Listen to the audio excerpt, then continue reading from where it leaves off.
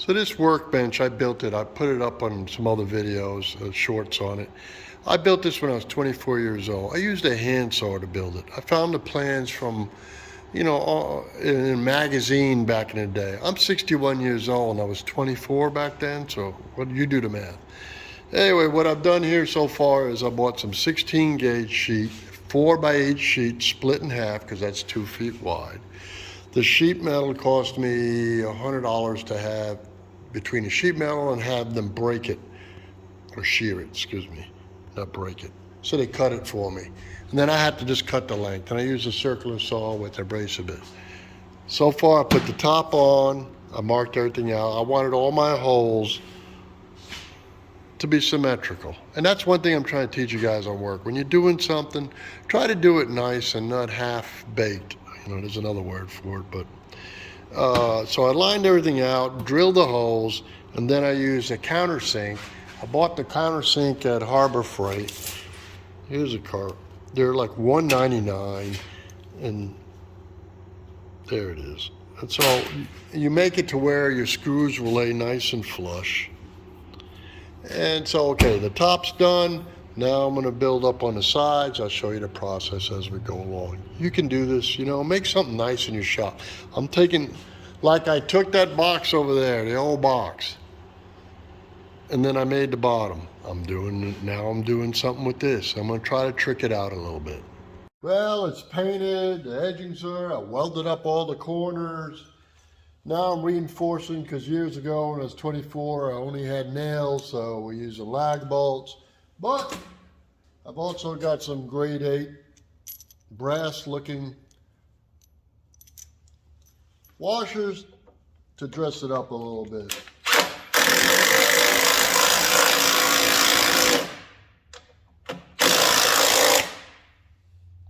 Why not make things look better? That's the way I look at it. Just a little bit. We'll show you what this thing looks like when we're done. But I want to build something else for this, maybe a hidden shelf or a steel bracket shelf or some crap out of this cheap old thing.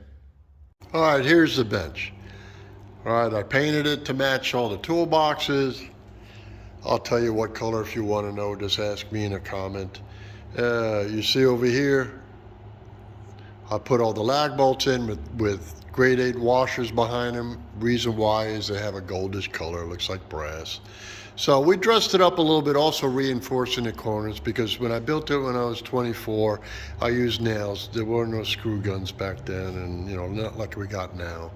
I mounted my vise on it. It's got the metal, this is 1.5 inches, and I also symmetrically put lags to put it in there. All the corners are welded and ground smooth. All the screws in the top are countersunk, put in. So it's just an old workbench, all right? So what the whole purpose of this whole video, before you say, what the hell? You could go, a young guy or you or your son could go on Facebook Marketplace or Let It Go or go to a garage sale, find an old workbench and make it a project together. You can fix this. I mean, look at it now.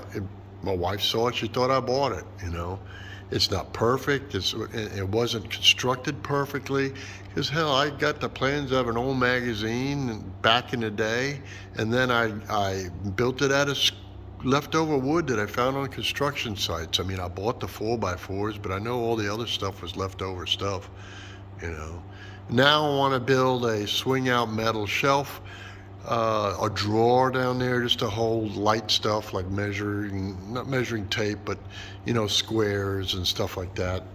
And now I could, if I need to, I could put a transmission up here or anything I'm working on a car or a piece of equipment, or even a pump, a hydraulic pump or something, and I can wipe it off. It was wood before, it would have soaked right in.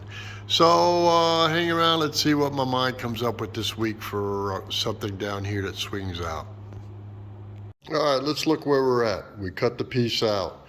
What did we use? An old circular saw with a friction blade. And then here's our piece. I cut out, remember I had the X's in the corner, that's why. What did I use to cut it out with? I use this right here. You know, I got another video how it's a Harbor Freight, just a regular hand bandsaw by Bauer. And then I bought a kit off a guy that makes this to adapt it into a tabletop bandsaw. I freaking love it. And here are the corners. Okay, so we cut them out nice. I still have to clean them up with a grinder, you know, get all the little spurs off of it. Be careful when you're working with metal because it'll splinter you up if you're not careful. So wear gloves or clean off stuff. I don't throw these out. I keep these for future little whatever I need them. Shims, projects, whatever, weld up something else. So save those in a box, you never know. So now we got this. So what we're gonna do next is I'm gonna use a hand grinder to show you a kind of an easier way to do this. I'm gonna use a 4.5 inch angle grinder with a cutoff wheel on it. And all I'm gonna do is I'm gonna run this line barely, just scoring it basically, scoring it so that these will flip up easy. And you'll be able to do that with a vise or hold them, clamp them down, and use a pair of vise grips. We'll see what we use, okay? You see where I scored all the way around it? This is 16 gauge. It's pretty hefty, you know, to be doing this, but you can do it. So you just may have to score it a little deeper. I just went over this actually twice, real light. Here's one side bent up. How we bend it up is this. We put it in the vise, like so. You bring it up to the line, get it as best, I'm doing one hand. And then you're gonna bend over, slowly, okay? And then you're gonna use a persuader. This is actually a rubber hammer, but you can get those. I suggest not using a regular hammer. They've got these dead blows here from Harbor Freight. They got them on all different sizes. You could use one of these. And you want to go easy on it. It's just, you're going to start moving the metal. Well, let's go to the next step. Like I said, you put it in your vise. You already had those scores. You put it on the score line and you bend it. All right? This is thicker. This is 16 gauge. You can go with 20 gauge and it'll be easier to work with. Or you can even find lighter sheet metal. And it's the same principle of doing this. Now, I do have a brake that I could have put this in and done it, a small brake, but I just wanted to show you with just, you know, simple tools of vise and stuff. So let's loosen this. I'm doing this one-handed, so hold up a minute.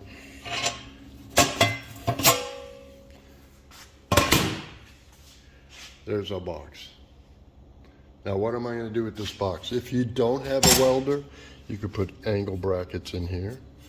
And, you know, screw them in and you have a metal box. But I can MIG this. I could TIG this. You could even stick weld this with the right stick, you know. I'm not a stick weld guy, you know. Or I can oxyacetylene this. I haven't quite figured out what I want to do. I may just, you know, I don't know. I may oxyacetylene this to old school style, because maybe somebody in the garage has got an oxyacetylene unit with, you know, small torch. Let me think about it. Here's our box. We welded up the corners. I'm sorry I didn't show you me welding, but I just MIG'd them real quick. Here's that hinge you saw before. It was a 4-inch hinge. It's welded onto here. I'll show you what we're going to do here in a few minutes. Let's see, what else do we do? So we welded the hinge on, welded all the corners, cleaned it all up. Oh, that hinge was a 4-inch hinge. I cut a portion of it off using the handy dandy modified little benchtop bandsaw. So we cut that, welded it on. Now I'm gonna mount it, and then after I mount it, I also went to Home Depot, I'm sorry. Bought one of these. It's these are under $5 or whatever.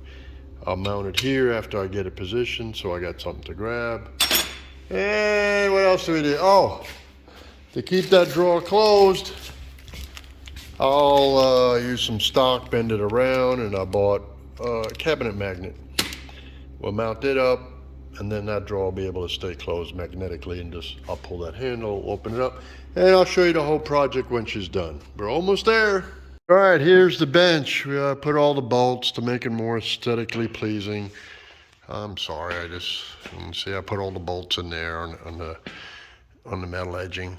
And that's also to keep when if I do something heavy up there, it's not gonna damage on the side of the metal and stuff like that. But I need to tell you something. Remember the drawer we were working on? Here's the drawer. It's hinged. It swings all the way open. And what it's holding is all my measuring stuff. I got tape, center punch, measuring scissors to make patterns. And the magnet holds it from swinging open. You got to pull a little bit to get it open. So if I roll this table around, it's not going to flip-de-flop everywhere.